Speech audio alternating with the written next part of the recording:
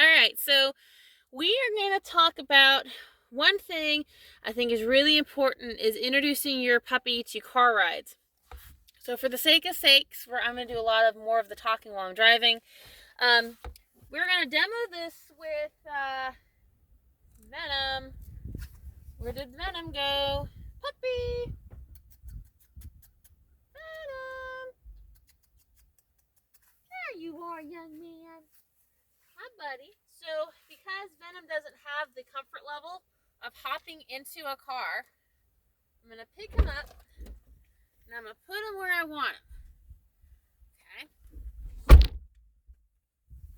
Alright, so, and I'm going to say, just to start off, is it safer to have your puppy in a crate?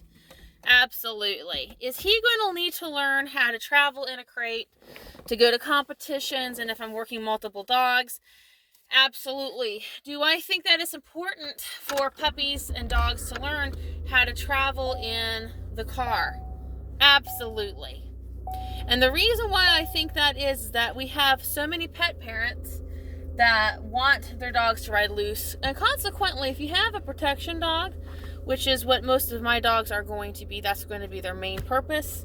What I want to do is I want to teach them how to ride loose in a car. And because if I have a dog that's 100% and they're looking around and they're kind of acting kind of crazy, the problem that I'm going to have with that is I'm going to have a dog that, if it's a dog's in a crate and somebody comes to carjack my car, that's a problem. So I start my puppies early learning how to ride in the car. So I have a couple dogs that ride up front. Most of my puppies do not ride up front with me, although I am going to make this an option for him at some point. But right now what I want him to do is I actually want him to ride in the back. So big mistake people make is they let their puppies run everywhere, all over. And I don't mind him so much hanging on the console. I just don't want him coming up and hopping on my lap. So there's a huge safety thing. So legally what I should be telling people is just put them in the crate. Well, I think that car riding skills and crate skills they're two different skills. And I would rather, it helps me with my crate training if I teach my puppies how to ride in the car. So you can see he's concerned. He's still struggling a little bit. I have the car on, but what I'm not going to do is I'm not going to peel out of here. I'm going to give him a couple of minutes, like a few minutes, just to kind of to relax a little bit. Because it's going to be a recipe for disaster at this point if I just peel out of my driveway. I need to wait for him to calm down. So he's still kind of pushy a little bit.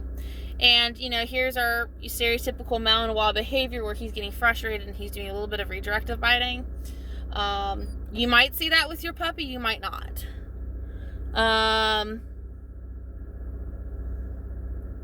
So I'm going to kind of just let him simmer down a little bit. And again, I don't mind him so much being near the console. I just don't want him to be forcefully pushing himself forward. Alright. No. So I'm just going to block him. That's all I'm going to do. So I'm not punishing him. I'm not telling him no. I'm not smacking him. Not doing any of that. I also happen to have kibble. He may or may not take it. I don't know. There you go. So he's like, ooh, kibble. So I might have made a mistake there.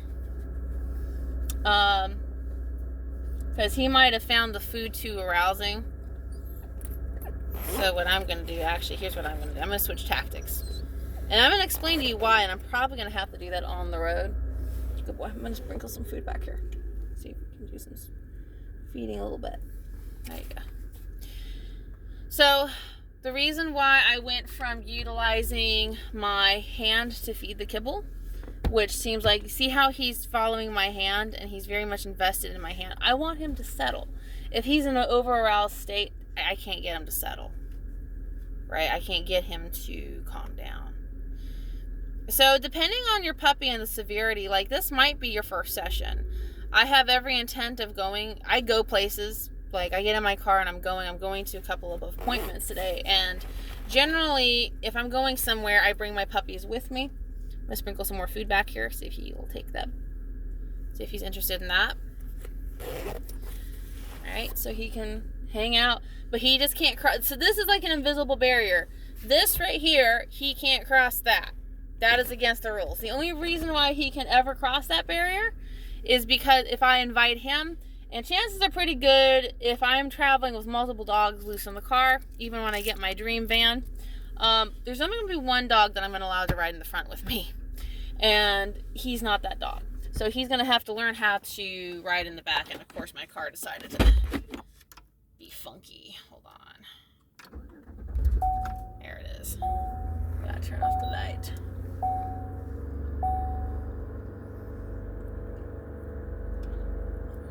So he can have feelings. I don't care if he has feelings about it. He just can't cross that threshold.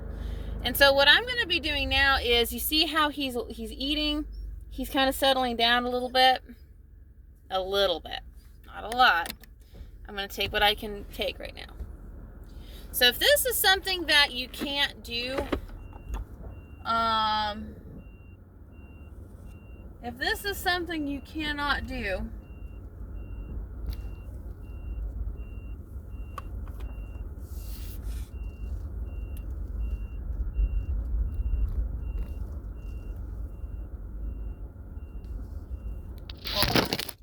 I've got my parents' dog is following me out. I apologize, everyone. Get up there.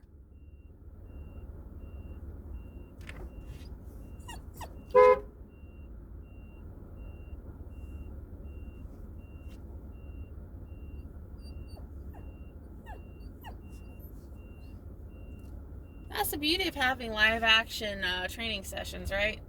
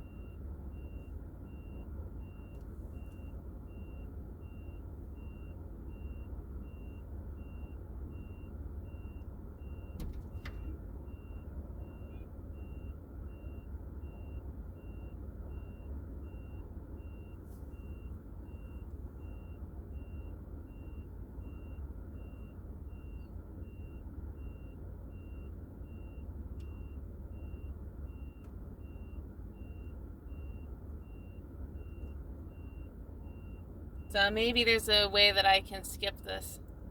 But that's actually, that's actually a really good distraction. You have not strange dogs. I mean, she's familiar with the dogs. But, having strange dogs, he's like, hey, that's not really supposed to happen. There's a dog that's coming up to the door. Like, what am I supposed to do? So, basically, I can't back up. I can't multitask, guys. I apologize. So, basically, the thing is this, that things are going to happen in real life. They're going to be dogs. It doesn't inconvenience me. And this is one thing that I really love people to consider. And that's something that, as a trainer a couple years ago, that would have bugged me. But you know what? Things happen. Real life happens. If I were to go to a client, I've gone to plenty of clients' houses where their dogs are running around. Things happen. And so if I'm taking my dog somewhere, like, I don't suspect that he's ever going to be 100% cool with people running to the car or dogs hopping on the car, right? Like, I know that, and that's okay. But the thing that I have to remember is, real life happens. Things happen. And we have to have a little bit of grace with each other. We're all trying to figure this out. Plus, what we're dealing with animals that have their own thought process and feelings about things, right? That's the thing. So I'm driving pretty slow down this road. Again, what I want him to figure out, he's getting his meal this way. So if you look back to my other video, we're talking about using food rewards and everything, I'm utilizing his whole meal for this. This is what I've got his food scooped out in my treat pouch. This is what I'm using it for. So this does two things. Number one, it reinforces what I want him to do. I want him to stay in the back seat. What he has told me is that he finds me giving him the food a little too arousing. He can't handle that. It's misleading for him. He wants to follow my hand, and I want to accomplish the goal of him riding in the back, right? So what that means is I have to change up my tactic by applying the food to the back seat in like a scatter type session versus giving him a direct reward from my hand. So I have to kind of change up my tactic just a little bit. Now, with that being said, what I also challenge people is this is going to do a couple things. This is going to help your dog learn how to ride in your car. And one thing that kind of gets on my nerves, but it makes me sad, is watching people that have dogs that are running around in their car, jumping back and forth. And most of that can be solved with the crate. Putting your dog in a crate, to me, is a safety thing. So if I have more than a couple dogs loose in the car, or if I, if I have a dog that I know is not going to settle, they do go in a crate for sure. When they're puppies, I try to start them like I'm starting this guy. So you're seeing step by step what I am doing, right? So basically what we're going to be doing is we're teaching him how to settle. He needs to be comfortable away from me. Now, if he were to crawl up and kind of rest here, that would be fine. I've had a couple puppies do that, but he's not necessarily a cuddly type puppy. His personality, he actually is more independent than some puppies that I've had. And plus, for what we're doing today, I want him to learn how to settle in the back seat. I want him to learn that skill. So the other thing to this is getting your puppy comfortable eating. And this is a huge thing that most people don't think about. Most dogs do not eat anything beyond their food bowl. And I think people are comfortable with that because I think it provides a certain amount of comfort. I think in most people's minds, it provides that comfort of, hey, it's like going home to mama's kitchen, right? There's a comfort in that. We find comfort in that. And dogs find comfort in that as well, but it's different. It's not a comfort like a warm comfort. It becomes a security thing. I can't eat anywhere else except where my food bowl is. And that is one of the most limiting things, in my opinion, that you can do. So when I have my puppies, this is what we do. We eat as many places as we can, as often as we can. And if we can eat in a moving car, that's cool. If we can eat going to the park, their comfort level, and it goes back to stress level and cortisol levels. And most people complain about their dogs being reactive and that maybe positive reinforcement doesn't work. And I'm a balance trainer, but I'm going to put in my plug for balanced. Put in my plug for positive reinforcement training. The big problem with positive reinforcement training is people do not understand how to utilize it. And the way you utilize it is you being able to condition your dog to eat in places that they're not comfortable eating in.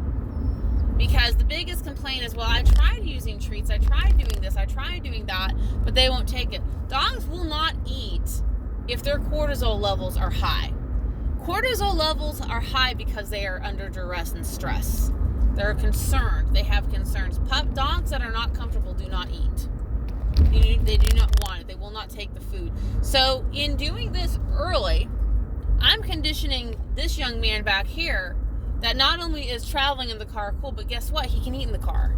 Guess what? He can, when we get to where we're going today, I've got enough food in my pouch. We've got to make a couple of stops. I've got a couple of appointments. If it's reasonably safe, right, he's going to get out of those and at different locations and get some food. Whether I give it to him with my hand or scatter feed, whatever, it's just going to be up to that situation, right? So basically, it's going to be about helping the dog learn how to cope. And that's basically what I'm going to be doing. So, number one, they really can't be left alone for very long anyway, realistically. Puppies at this age, I could probably leave them alone for maybe a few hours. Most people shouldn't, unless they have a pen set up with like a potty area, whatever. Most people either are going to not have that set up, or they're going to have their puppy in a crate, or they're going to expect their puppy to act like an older dog. So you can leave an older dog unattended for, I don't know, I think 6 to 8 hours for a work day, I don't think is inherently unreasonable, really.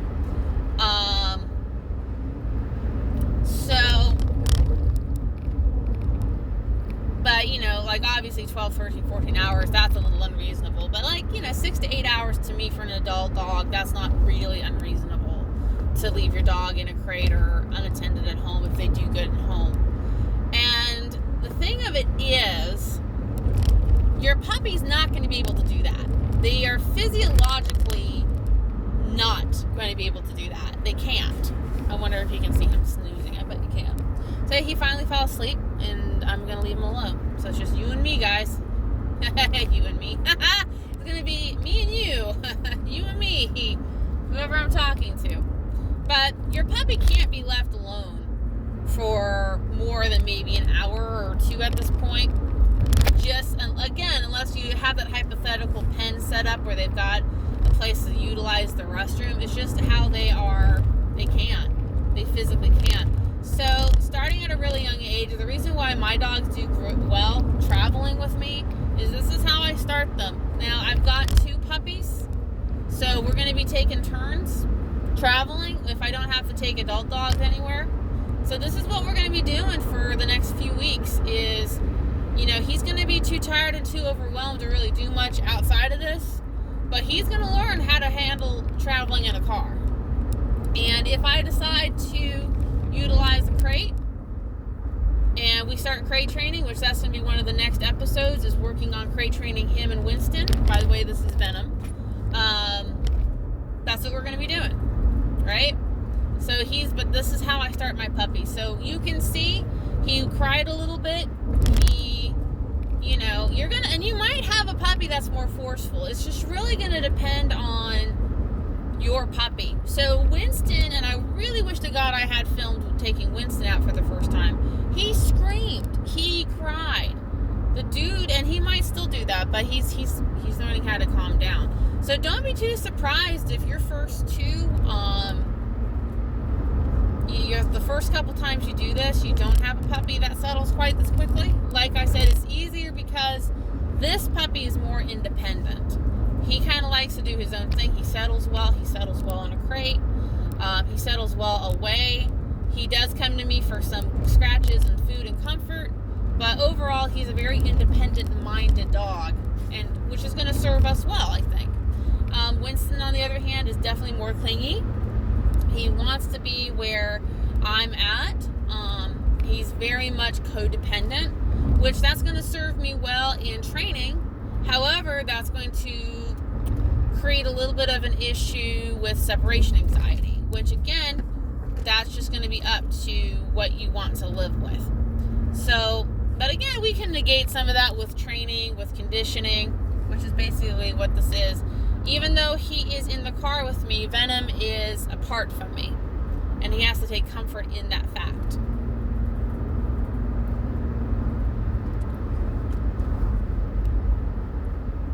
Right. So he kind of checked in, and you can see he's kind of circling the drain a little bit. He's gone back to his little hidey hole over here. So what I'm going to do is I'm going to take some kibble, and I'm going to sprinkle it down in here for him. And again, I'm going to encourage one last word of warning: be safe about this. I've been doing this for a very long time. This is probably not legal. You really want to, depending on where you're located, really, I'm going to encourage you guys to look up the laws and rules in your state. North America, as far as I know, there are no laws about traveling with your dog loose in the car. But just be aware that if your dog's loose in the car, even your well-trained dog, there is an inherent risk of that dog potentially causing an accident, or you getting distracted by your puppy and causing an accident. So that's just something to consider. There are places in Europe and overseas that require your dog to be in a crate in your car. Like I can think off of the bat, thanks to the Canine Paradigm, which if you're not listening to their podcast, you should. You have to have your dog in a crate in your car. That is the law. You can get in a lot of trouble if you're not following the law. So you have to be, if depending on where you're watching this, you have to be very aware of what the laws are. As far as I'm aware of, there are no laws in North America, but there might be laws somewhere in some states. I don't know. So just double check that before you start doing this. But I've been doing this for a while. I've done this with multiple puppies by now. This is a pretty foolproof system. I've had a lot of good results with this. But this is different than how I would train an adult. And if you're not comfortable doing this, at least have another person with you. Or if you really, really are not comfortable doing this and you can't multitask and you feel like you're at risk, for the love of God, just put them in a crate and teach them how to ride in the car in a crate.